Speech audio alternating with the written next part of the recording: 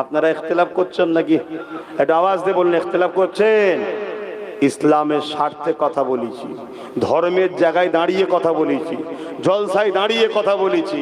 কোন রাজনীতির মঞ্চে দাঁড়িয়ে যদি বলতাম একটা প্রশ্ন তুলতে পারতেন, কিন্তু না, আমি আমার ধর্মের স্বার্থে বলেছি।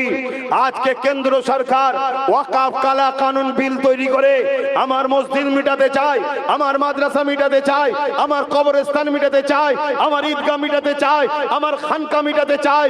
কেন চাইছে? মসজিদ হলো ইসলামের পেহচান, কবরস্থান ইসলামের পেহচান, খানকা ইসলামের পেহচান, মাদ্রাসা ইসলামের পেহচান। এই ভারতবর্ষে কেরলে একটা মসজিদ আছে 1400 বছর প্লাস বয়স। ওই মসজিদ প্রমাণ দিচ্ছে ভারতবর্ষে 1400 বছর ধরে মুসলমান আছে। গুজরাটে একটা মসজিদ আছে 1300 বছর বয়স। এর মানে প্রমাণ দিচ্ছে ওই মসজিদ যখন আছে মুসলমান 1300 বছর ধরে আছে।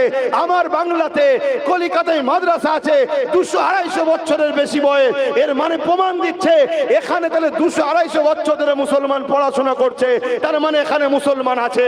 এগুলো মিটে যাওয়া মানে মুসলমানের অস্তিত্ব মিটে যাবে, আমার ধর্মের পেহচান মিটে যাবে। তাহলে বলুন, যে কেন্দ্র সরকার ক্ষমতার জোরে আমার ইসলামকে মিটাতে চাইবে, সেই সরকারকে ভোট দিয়ে ক্ষমতাশালী করে ঈমান থাকতে পারে না, তার বিরুদ্ধে লড়াই করে তাকে পরাজিত করা, এটা আমাদের ঈমানের দায়িত্ব আছে না? না।